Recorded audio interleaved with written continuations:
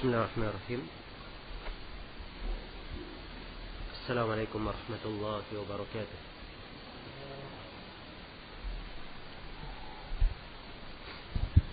Alhamdulillahi rabbil alamin. Wal 'aqibatu lil muttaqin wal 'udwana illa 'alal zalimin. Asyhadu an la ilaha illallah wahdahu la syarika lah. Syahadatan arju biha an-najata yaumiddin. Wa asyhadu anna Muhammadan abduhu wa rasuluh sayyidul anbiya'i wal mursalin sallallahu alaihi wa ala alihi wa sahbihi wa man tabi'ahum bi ihsanin ila yaumiddin, amma ba'd. Hadirin sekalian yang saya hormati dan saya muliakan, ayat-ayat yang kita dengarkan tadi di salat subuh, ayat-ayat yang berada di akhir dari surah Ali Imran. Inna fi khalqis samawati wal ard wa ikhtilafil laili wan nahar la ayatin li ulil albab, hingga beberapa ayat setelahnya adalah ayat-ayat yang sering kita dengarkan dan sering dibaca di dalam salat. Pada salat-salat berjamaah patut untuk kita renungi dan kita perhatikan kandungan dan maknanya yang agung. Karena seorang muslim adalah siapa yang mengambil manfaat dari Al-Quran, selalu merenungi dan mencermati kandungan dari Al-Quran. Karena Al-Quranul Karim adalah rahmat bagi seorang hamba. Allah berfirman, wa nunazzilu minal Qur'ani ma huwa shifaa'un wa rahmatul lil mu'minin. Dan kami menurunkan dari Al-Quran apa-apa yang merupakan obat dan rahmat bagi orang yang beriman. Ya ayuhan nasu qad ja'atkum mau'izatun min rabbikum wa shifaa'un lima fis sudur wa hudaw wa rahmatun wa busyra lil mu'minin lil muslimin. Wahai sekalian manusia, telah datang kepada kalian mau'izah min rabbikum, nasihat dari Rabb kalian, obat untuk apa yang berada dalam dada, petunjuk dan rahmat, serta kabar gembira bagi orang-orang yang berislam. Ini semuanya pensifatan tentang Al-Quran. Karena itulah kewajiban kita adalah memberikan hak dari Al-Quran ini, apa yang seharusnya kita tunaikan dengan mempelajarinya, mencermatinya dan merenunginya, serta mengamalkannya di dalam kehidupan. Iya. Inna hadzal Qur'an yahdi lillati hiya aqwam. Sungguhnya Al-Quran ini memberi petunjuk kepada jalan yang paling lurus, yang paling baik. Maka ayat-ayat yang kita dengarkan, inna fi khalqis samawati wal ard, sesungguhnya pada penciptaan langit dan bumi, wa ikhtilafil laili wan nahar, dan pada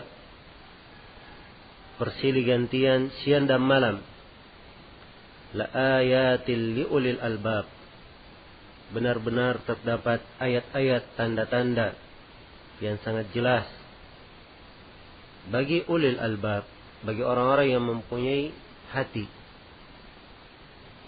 Kemudian Allah terangkan siapa ulil albab ini, bagaimana sifat mereka. Alladzina yadhkuruna Allaha qiyaman wa qu'udan wa ala junubihim, yaitu orang-orang yang ingat kepada Allah dalam keadaan berdiri, dalam keadaan duduk, dan dalam keadaan berbaring. Wa yatafakkaruna fi khalqis samawati wal ard, serta mereka selalu berfikir pada penciptaan langit dan bumi, selalu tadabbur pada penciptaan langit dan bumi. mereka berkata, Rabbana ma khalaqta hadha batila subhanaka faqina adzaban nar. Wahai Rabb kami, tidaklah engkau menciptakan seluruh hal ini sia-sia. Maka peliharalah kami, jagalah kami dari adab neraka. Rabbana innaka man tudkhilin nar faqad akhzaitah wa ma lidh-dhalimin min ansar. Wahai Rabb kami, sesungguhnya siapa yang engkau masukkan ke dalam neraka, sungguh engkau telah menghinakannya, dan tidak ada penolong bagi orang-orang yang zalim. Rabbana innana sami'na munadiyan yunadi lil iman an aminu bi rabbikum fa amanna. Wahai Rabb kami, sungguhnya kami mendengar seorang penyeru yang menyeru kepada keimanan. Seruannya, berimanlah kalian kepada Rabb kalian. Maka kami pun beriman. Faghfir lana dhunubana wa kaffir anna sayyiatina wa tawaffana ma'al abrar. Maka ampunilah dosa-dosa kami dan gugurkanlah kesalahan-kesalahan kami dan wafatkanlah kami bersama orang-orang yang baik. Rabbana wa atina ma wa'adtana ala rusulik wa la tukhzina yawmal qiyamah innaka la tukhliful mi'ad. Wahai Rabb kami, dan berikanlah kepada kami apa yang engkau janjikan melalui rasul-rasulmu, dan janganlah engkau menghinakan kami pada hari kiamat. Sesungguhnya engkau tidak pernah menyelisihi janji. Iya. Itu terjemahan dari ayat-ayat yang kita dengarkan tadi di salat subuh. Dan sekali lagi dia adalah ayat-ayat yang agung. Terdapat di dalamnya dasar-dasar dan pedoman kehidupan bagi seorang hamba yang ingin keselamatan pada hari kiamat, ingin dihindarkan dari api neraka, ingin dimuliakan dan tidak dihinakan pada hari kiamat. Disebutkan sifat ulul albab, inna fi khalqis samawati wal ard wa ikhtilafil laili wan nahar la ayatin li ulil albab. Sesungguhnya pada penciptaan langit dan bumi dan pada persilih gantian siang dan malam terdapat ayat-ayat, tanda-tanda kebesaran Allah, tanda-tanda yang sangat jelas. Kata ayah di dalam bahasa Arab itu adalah bukti, kejelasan yang sangat tampak. Iya. Dan disebutkan dengan kata ayah karena dia adalah sebuah kejelasan yang tidak bisa ditolak. Inilah penciptaan langit dan bumi, persilih gantian siang dan malam. Kita melihat pada langit dan bumi tanda kebesaran Allah. Sebab penciptaan langit dan bumi ini penciptaan yang sangat dahsyat, lebih besar daripada penciptaan manusia. La khalqus samawati wal ardi akbaru min khalqin nas walakin aktsarun nas la ya'lamun. Sungguh penciptaan langit dan bumi itu lebih besar daripada penciptaan manusia. Tapi banyak manusia yang tidak mengetahuinya. Langit Allah Subhanahu wa ta'ala ciptakan sedemikian rupa, dalam keadaan sempurna, tidak ada celah dan lubang padanya, dihiasi dengan bintang-bintang. Langit yang kokoh, padahal tidak ada tiang yang menyangganya. Langit yang kita lihat keadaannya di waktu siang berbeda dengan keadaannya di waktu malam. Langit yang menjadi peneduh manusia di bawah kolon bumi ini, dan pada hari kiamat mereka akan melihat, pada hari kebangkitan akan melihat perubahan pada langit. Kemudian langit ini kelak di kemudian hari akan diganti sebagaimana bumi akan diganti oleh Allah Subhanahu wa taala dengan langit dan bumi yang lainnya. Yauma tubaddalul ardu ghairal ardi was samawat wa barazu lillahil wahidil qahhar. Hari, yaitu pada hari kiamat, bumi diganti selain daripada bumi yang ada. Demikian pula langit akan diganti selain daripada langit yang ada. Dan mereka semua akan bangkit dan akan tampak menghadap kepada Allah yang Maha Satu lagi Maha Perkasa. Iya. Maka pada penciptaan langit dan bumi terdapat tanda-tanda kebesaran Allah. Demikian pula persilih gantian siang dan malam. Hal yang menakjubkan. Pada siang itu terdapat manfaat bagi manusia. Mereka mencari rezekinya, mencari kehidupannya. Dan pada malam hari terdapat tanda-tanda kebesaran Allah. Di mana malam hari adalah tempat mereka beristirahat. Terdapat padanya ketenangan, kesejukan. Siang datang diiringi dengan perginya malam. Ketika malam datang, siang pergi dengan cepatnya. Terus bersambung. Ya.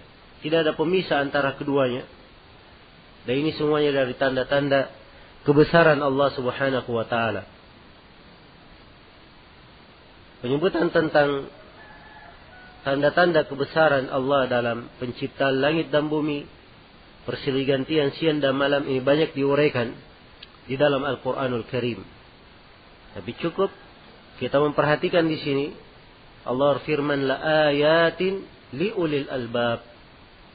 Terdapat padanya ayat-ayat, tanda-tanda yang sangat jelas bagi orang yang mempunyai hati. Iya. Karena itulah bagi seorang hamba adalah ia memiliki hati, berpikir terhadap apa yang dia saksikan. Berpikir terhadap apa yang dia saksikan. Kemudian Allah jelaskan bagaimana seorang ulul albab ini. Alladzina yadhkuruna Allaha qiyaman. Yaitu orang-orang yang mengingat Allah. Dzikir kepadanya.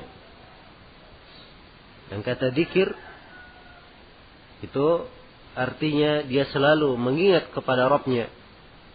Mengingat kepada Allah. Dzikir itu tidak terbatas pada bacaan-bacaan wirid yang dibaca. Tidak pula terbatas pada sebagian bacaan di belakang salat. Tapi dzikir adalah mengingat Allah. Masuk di dalamnya seorang yang membaca Al-Quran, dan itu adalah dzikir. Masuk pula di dalamnya seorang yang menunaikan salat, dan itu adalah bagian dari dzikir. Masuk pula di dalamnya menuntut ilmu agama. Dan orang-orang yang hadir di majelis itu disebut hadir di majelis-majelis dzikir. Ya. Dan cakupan dzikir ini sangat luas. Karena itu dari sifat seorang mukmin Allah berfirman, ya ayyuhalladzina amanu udhkurullaha dzikran katsira wasabbihuhu bukratan wa asila. Wahai orang-orang yang beriman, berzikirlah kalian kepada Allah dengan zikir yang banyak dan bertasbihlah kepadanya pagi dan petang. Dan zikir ini adalah hal yang sangat agung. Allah berfirman, wa la dzikrullahi akbar wallahu ya'lamu ma tasna'un. Dan sungguh zikir kepada Allah itu paling besar. Disebutkan yang paling besar, yang paling baik. Dibangun di atas salah satu penafsiran. Dari mana ayat? Dan ada penafsiran yang lainnya. Wallahu, dan Allah lebih mengetahui apa yang kalian lakukan. Iya.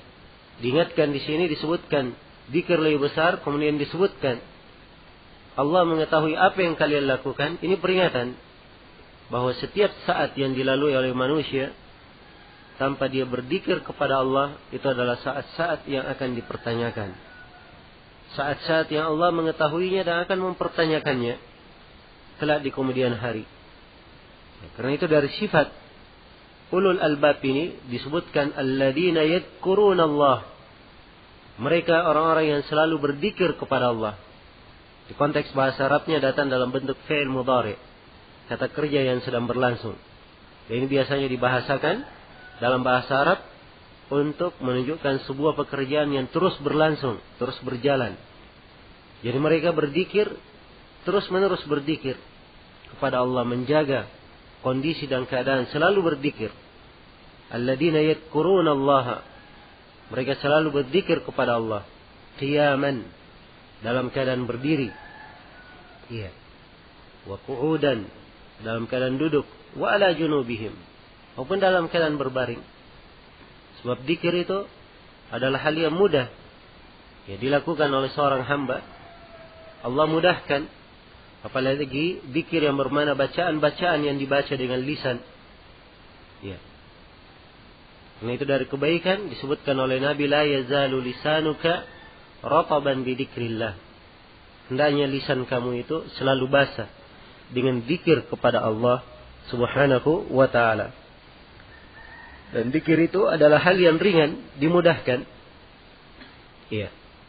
Ringan dan dimudahkan. Allah berfirman, wa laqad yassarna al-Qur'ana lidzikr fahal min muddakir. Sungguh kami telah memudahkan Al-Quran bagi siapa yang ingin berzikir. Tapi siapakah di antara mereka yang ingin berzikir? Iya. Kemudahan Allah berikan, nikmat Allah tuangkan. Tapi banyak manusia yang berpaling darinya. Kemudahan ada, tetapi banyak yang tidak mengambil kemudahan tersebut.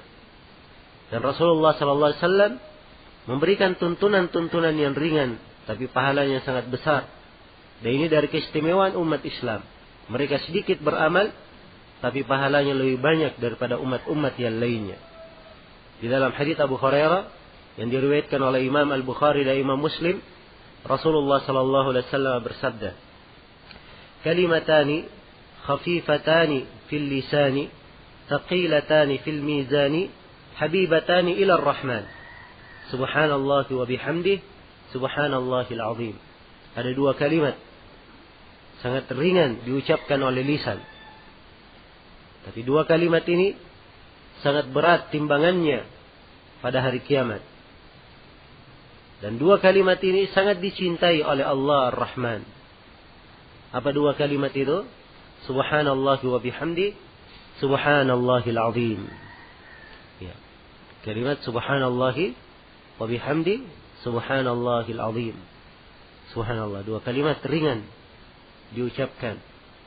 Bisa dilakukan di keadaan apapun. Dalam keadaan berdiri, dalam keadaan duduk, berbaring, dalam keadaan beraktivitas, dalam keadaan beristirahat, dalam keadaan dia sibuk, dalam keadaan dia renggang, ada waktu luang maupun dia sedang sempit waktunya, semuanya ia bisa berzikir. Dan Allah mudahkan baginya. Bersamaan dengan itu diberikan pahala yang luar biasa, memberatkan timbangan. Diberikan pahala yang memberatkan timbangan. Dan dua kalimat ini sangat dicintai oleh Allah. Subhanallah wa bihamdi. Itu kalimat yang pertama. Subhanallah wa bihamdi. Segala puji atau maha suci Allah dengan segala pujian untuknya. Kalimat yang kedua, subhanallahil azim. Maha suci Allah yang maha agung. Ya, ini dua kalimat kalau diucapkan oleh seorang hamba, maka sungguh sangat banyak keutamaan yang dia dapatkan.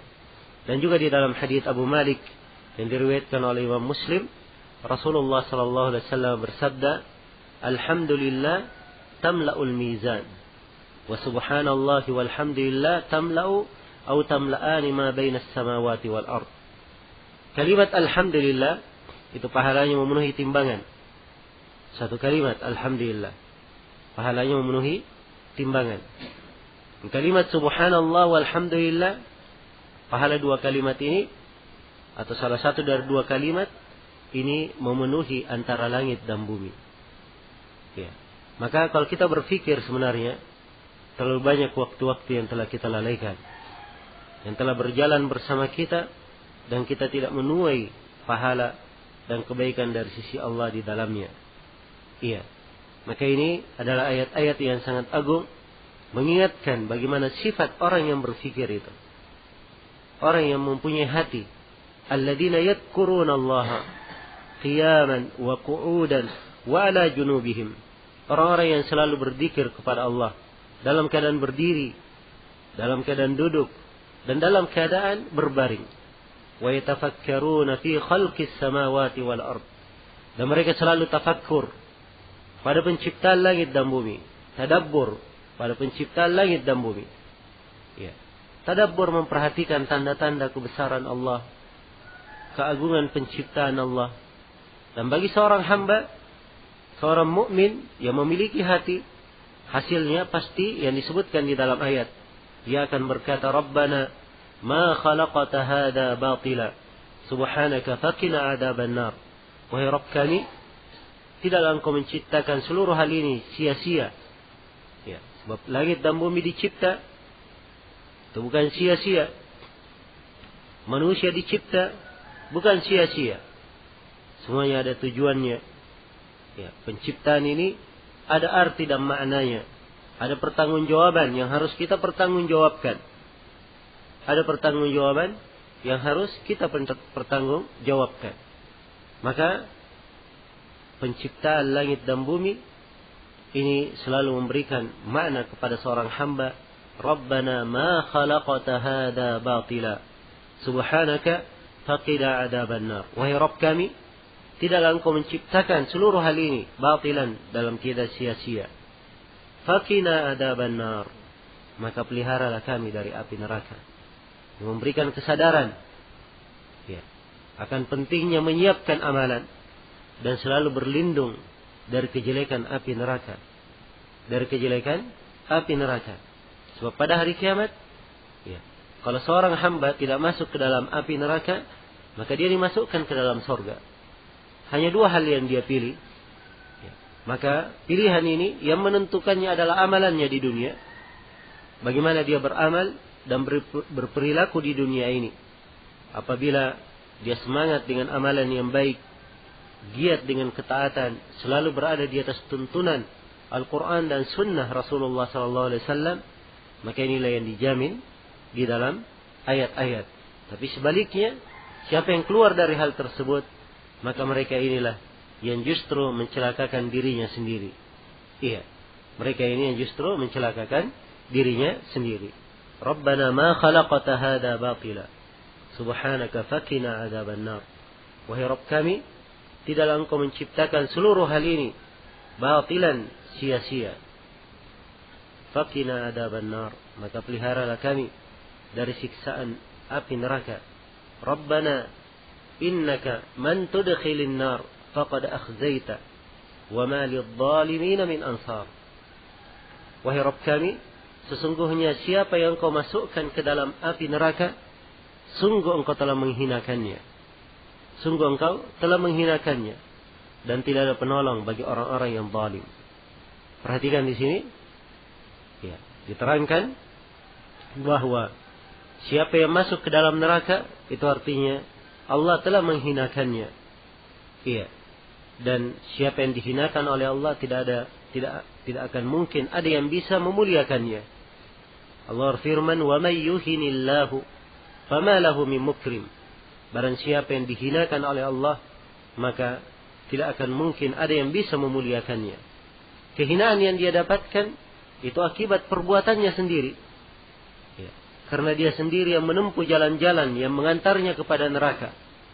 Maka Allah menghinakannya dengan dia dimasukkan ke dalam api neraka. Karena itu diisyaratkan di belakang ayat. Apa sebab kehinaan? Wa ma lidh-dhalimin min ansar. Dan orang yang zalim itu tidak memiliki penolong-penolong. Karena kezaliman yang dia lakukan. Dan ini menunjukkan kepada kita bahaya dari kezaliman itu. Kezaliman adalah meletakkan sesuatu bukan pada tempatnya. Itu kezaliman. Dan kezaliman banyak bentuknya. Ada kezaliman yang merupakan dosa yang tidak diampuni.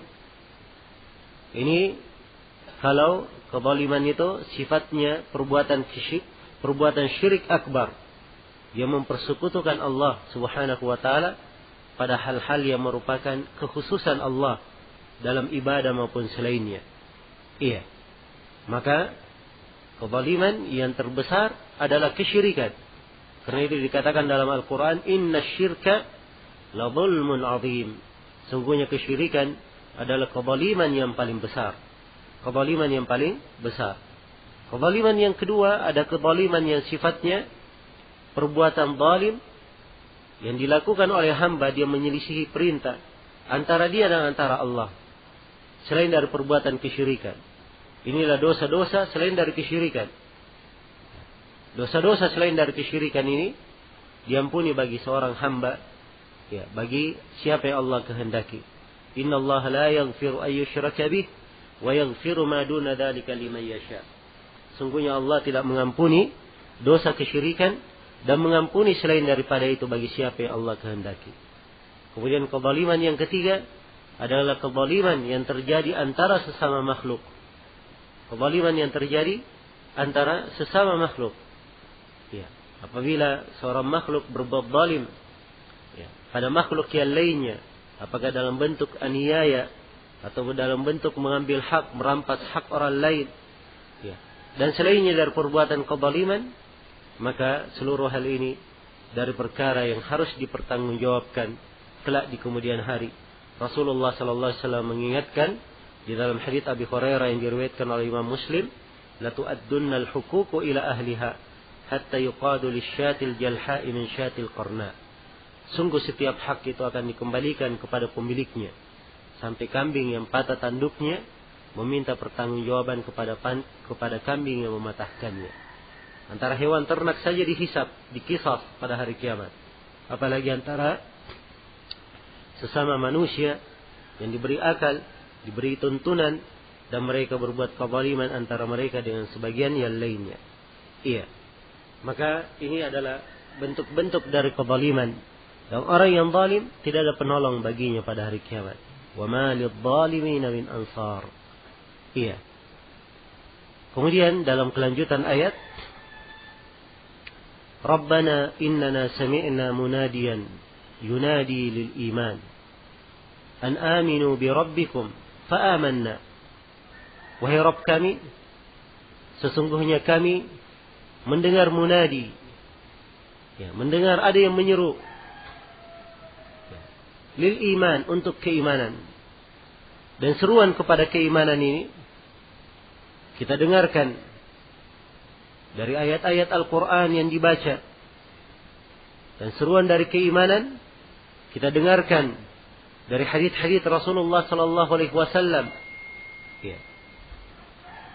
Semuanya adalah seruan kepada keimanan. Di dalamnya diperintah aminu bi rabbikum, hendaknya kalian beriman kepada Rabb kalian. Iya. Maka ini memberikan kepada kita pengertian bahwa salah satu dan pokok dari agama ini adalah seruan untuk beriman. Beriman kepada Rabb kalian. Dan keimanan itu luas pembahasannya. Seluruh makna agama dibangun di atas makna keimanan. Banyak cabang-cabang dari keimanan. Ada rukun-rukun iman yang 6. Keimanan kepada Allah, keimanan kepada para malaikat, keimanan kepada para rasul, keimanan kepada kitab-kitab, keimanan kepada hari akhirat, dan keimanan kepada takdir yang baik dan yang buruk. Dan ada cabang-cabang keimanan disebutkan oleh Rasulullah sallallahu alaihi wasallam, al-imanu bid'un wa sab'una syu'bah. Iman itu 73 sampai 79 cabang. Fa'alaha qaulu la ilaha illallah. Wa adnaha imatatul adza 'anit tariq wal haya'u syu'batun minal iman. Yang paling tingginya adalah ucapan la ilaha illallah. Yang paling bawahnya dari cabang keimanan adalah menyingkirkan gangguan dari jalan. Dan rasa malu adalah bagian dari keimanan. Iya, maka keimanan sangat luas cakupannya. Maka di sini orang yang beriman berdoa kepada Allah bahwa mereka mendengar keimanan, seruan keimanan. Fa'amanna, kami menjawabnya, kami beriman. Fa'amanna. Ya.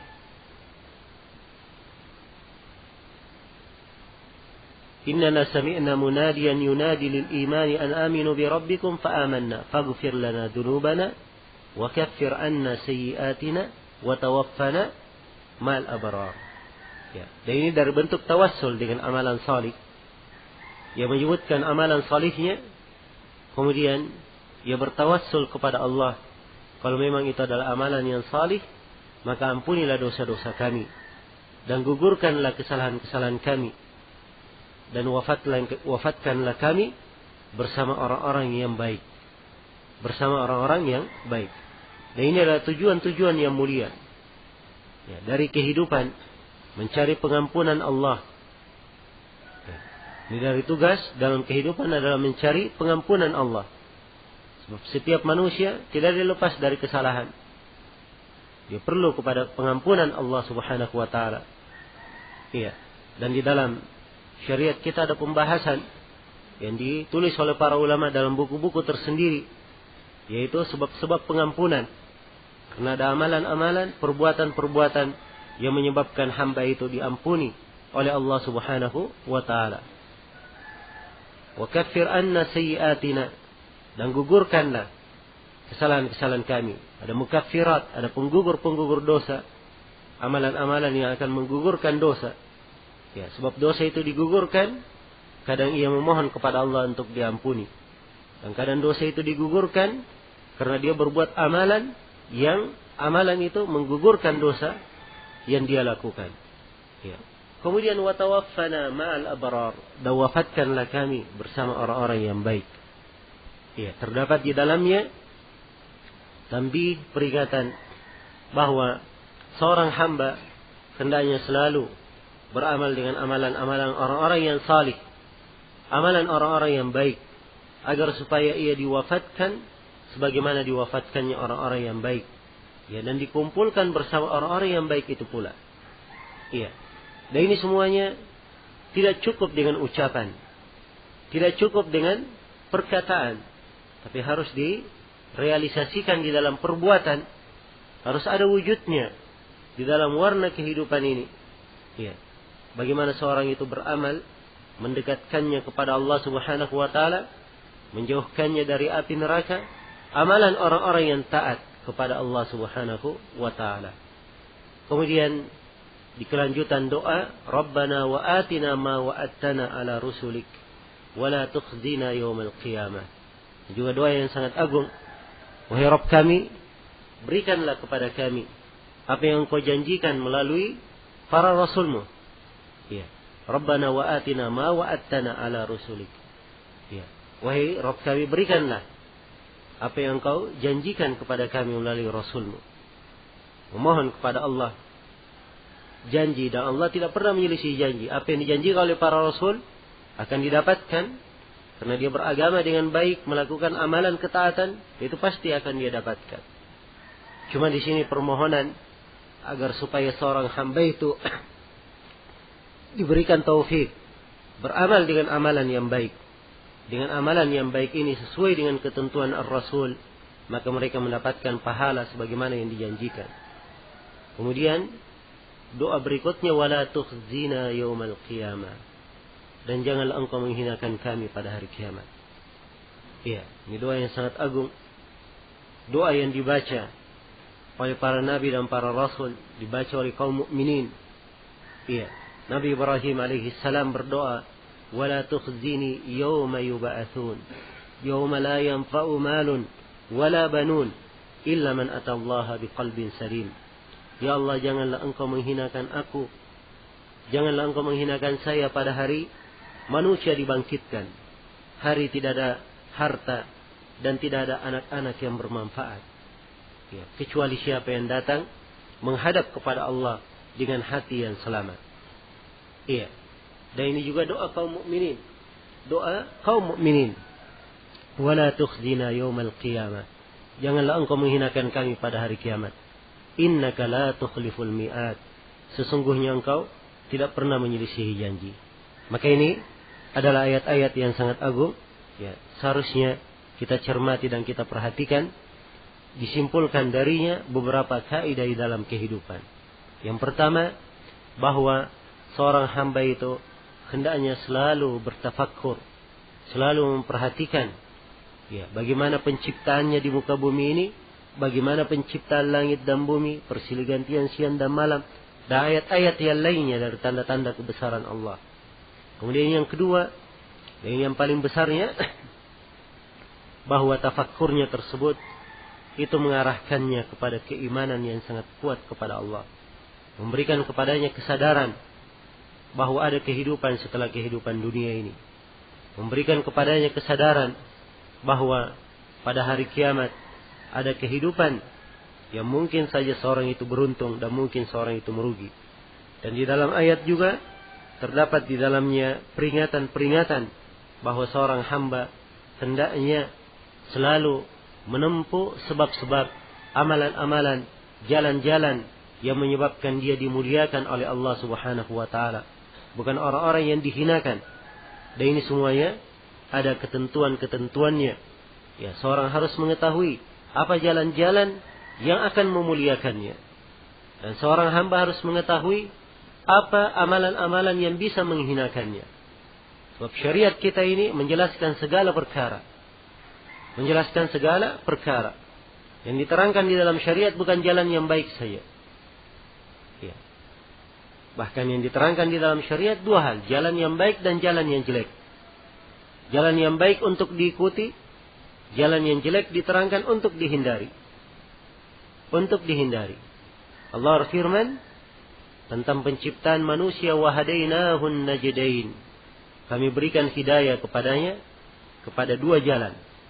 Dua jalan, jalan petunjuk dan jalan kesesatan. Semuanya diterangkan. Ya. Dan Allah berfirman, wa nafsin wa ma sawaha fa alhamaha fujuraha wa taqwaha. Demi jiwa dan penyempurnaannya, lalu kami berikan ilham. Allah berikan ilham kepadanya kepada jalan kefajirannya atau jalan ketakwaannya. Ada dua jalan diterangkan. Allah Subhanahu wa taala berfirman, iya. Wa kadzalika nufassilul ayat wa litastabina sabilul mujrimin. Demikianlah kami merinci ayat-ayat supaya tampak dengan sangat jelas jalannya orang-orang yang berdosa. Maka harus diketahui bahwa syariat kita telah menjelaskan segala sesuatu. Tidak ada yang ditelantarkan. Tidak ada yang ditelantarkan. Jalan yang baik diterangkan untuk diikuti. Jalan yang keliru diingatkan untuk dihindari. Jangan sampai ada yang jatuh di dalamnya. Karena itulah kewajiban kita semua adalah hendaknya kita bersemangat untuk mempelajari agama ini. Untuk menuntut dari ilmu agama apa yang dengannya seorang hamba itu menjaga kehidupannya. Apa yang dengannya seorang hamba mengenal jalan-jalan petunjuk dan menghindari jalan-jalan kesesatan. Dia mempelajari ilmu apa yang mengangkat kewajibannya, melepaskan tanggung jawabnya. Sebab ada dari sebagian ilmu agama yang tidak diberi udzur bagi seseorang untuk tidak mengetahuinya. Tidak diberi udzur bagi seorang untuk tidak mengetahuinya. Apalagi dia hidup di tengah kaum muslimin. Ya, dia hidup di tengah adanya ulama yang bisa memberikan petunjuk, bisa mengajarkan kepadanya. Maka ini tidak ada udzur baginya dia datang pada hari kiamat. Dia berkata, wahai Rabbku, saya tidak mengetahui. Ya, saya jahil. Tidak ada udzur baginya dalam hal ini. Karena dia hidup di tengah kaum muslimin. Dia mampu untuk belajar. Ya, namun dia tidak mempelajarinya. Maka sebagian dari ilmu ada yang sifatnya wajib. Ya, perkara yang harus dipertanggungjawabkan. Dan sebagian dari ilmu sifatnya adalah sunnah. Ya, ada yang merupakan fardu kifayah. Dan yang merupakan sunnah muakkadah. Ini adalah hal-hal yang hendaknya selalu kita perhatikan dan selalu kita renungi. Kemudian di dalam ayat pun juga terdapat di dalamnya anjuran untuk selalu bermohon dan berdoa kepada Allah Subhanahu wa taala, diberikan keselamatan, dijaga dari api neraka, digugurkan dosa-dosa, diampuni segala kesalahan. Iya, ini beberapa penjelasan terhadap kandungan ayat-ayat mulia di akhir surah Ali Imran. Semoga Allah Subhanahu wa taala selalu memberikan taufik dan inayahnya kepada kita semua, memberikan petunjuk dan hidayah kepada jalan yang lurus, dan semoga Allah Subhanahu wa taala menggolongkan kita semua dari ulul albab yang selalu mengingat kepadanya, selalu mengarah kepada kebaikan dan ketakwaan. Innahu waliyyu dzalika wal qadiru alaih. Ini mungkin yang bisa saya sampaikan untuk pagi hari ini. Semoga ada manfaatnya dan saya mohon maaf atas segala macam kekurangan. Subhanakallahumma bihamdik asyhadu an la ilaha illa anta Astaghfiruka wa atubu ilaik. Walhamdulillahi rabbil alamin. Wassalamualaikum warahmatullahi wabarakatuh.